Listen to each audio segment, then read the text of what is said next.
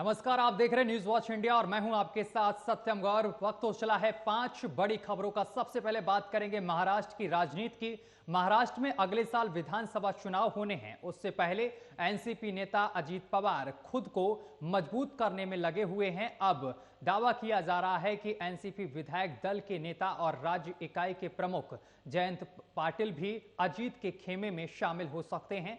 सूत्रों के मुताबिक पाटिल काफी एक्टिव हैं।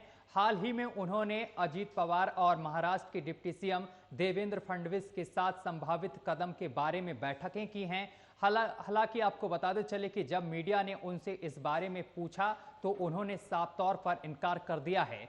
सूत्रों ने यह भी बताया है कि पाटिल ने अजीत पवार और इसके साथ ही देवेंद्र फडणवीस के साथ कई मुद्दों पर बात की है। उसमें सबसे अहम मुद्दा मंत्री पद का था। उन्होंने कैबिनेट विस्तार के वक्त वर्तमान सरकार में मंत्री पद की पेशकश भी की थी।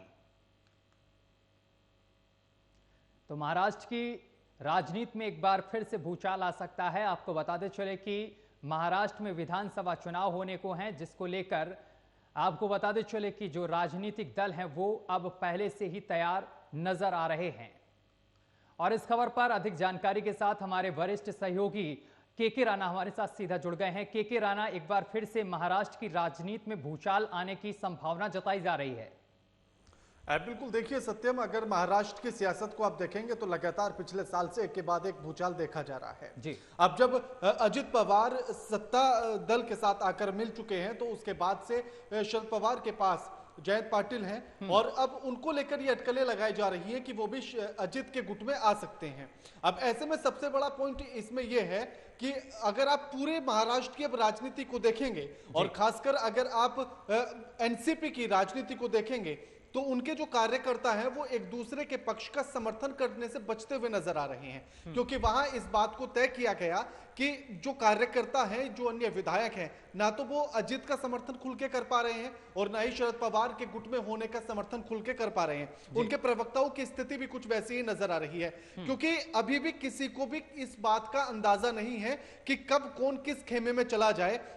या हो सकता है कि जिस तरह की तस्वीरें हमने अभी 2-4 दिन पहले देखी कि जब शरद पवार प्रधानमंत्री नरेंद्र मोदी को सम्मानित करते हैं, उनको जो है तमाम तरह से सम्मानित किया जाता है, तो ऐसे में इस बात की अटकलें भी लग जाती कि कहीं ऐसा तो नहीं कि शरद पवार भी उसी राह पर चल निकले।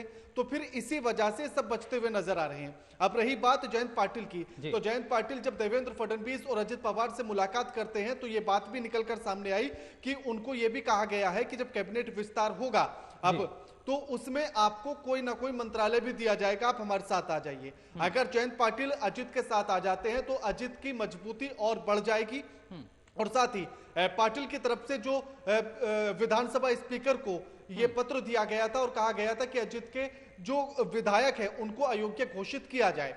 अब ऐसे में अगर अजित के साथ खुद जयंत पाटिल आ जाते हैं तो उनकी ये जो पत्र है और ये जो संभावना अयोग्य वाली ये धराशायी हो जाएगी और ये गिर जाएगी।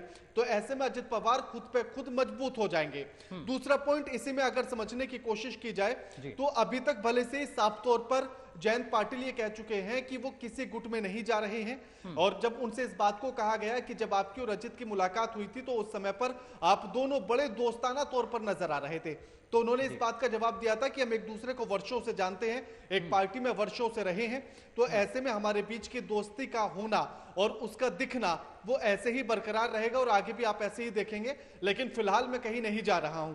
लेकिन जो बीच में खबरें निकल कर आ रही हैं वो इस बात का अंदेशा जरूर पैदा करती हैं कि जयंत पाटिल भी अपना पाला बदल सकते हैं और अगर वो बदलते हैं तो शरद पवार के लिए ये एक बड़ा झटका होगा।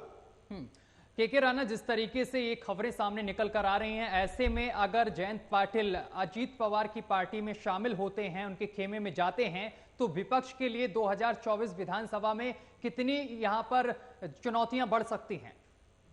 देखिए, विपक्ष के सामने चुनौतियां अभी भी तमाम हैं, क्योंकि शरद पवार को भले से उन्होंने गुट में रखा हुआ है लेकिन उसके बाद भी शरद पवार की वो मजबूती है नहीं और महाराष्ट्र में तो विपक्ष के नाम पर मजबूती है ही नहीं, क्योंकि शिवसेना टूट चुकी है और एनसीपी टूट चुकी है। दोनों बड़ी पार्टियां महाराष्ट्र की टूट चुकी हैं। अब ऐसे में उनके साथ मजबूती को लेना ये दूर की कोड़ी साबित होगा, क्योंकि ये ऐसी कोई स्थिति नजर नहीं आती है, ना एनसीपी मजबूत है और ना ही ऐसे में अब शिवसेना मजबूत है। तो ऐसे में विपक्ष के लिए तमाम चुनौतियां हैं। दूसरा पॉइंट, जिस तरह से टूटने के बाद सत्ता के साथ जाकर ये मिले, उसके बाद भी ये और भी ज्यादा चुनौती बन जाता है। और दूसरा पॉइंट, जिस तरह से शरद पवार ने प्रधानमंत्री को सम्मानित किया वोट देकर, तो वो और भी ज्यादा चुनौती पैदा करता है, क्योंकि लगातार हमने अभी पिछले दिनों इन चीजों को देखा था, जब शरद पवार को मनाने की कोशिश विपक्ष के द्वारा की जा रही थी और लगातार ये कहा जा रहा था कि आप प्रधानमंत्री को सम्मानित मत कीजिए वरना एक गलत संदेश जनता के बीच में जाएगा।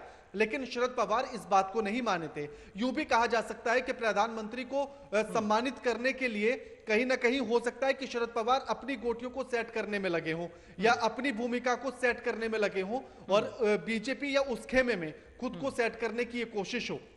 अब ऐसे में रही बात चुनौतियों की, तो महाराष्ट्र में विपक्ष बेहद कमजोर है, क्योंकि ना तो उसके पास शिवसेना मजबूत स्थिति में और ना ही एनसीपी, और कांग्रेस की स्थिति तो सभी जानते हैं कि किस तरह की महाराष्ट्र के भीतर है।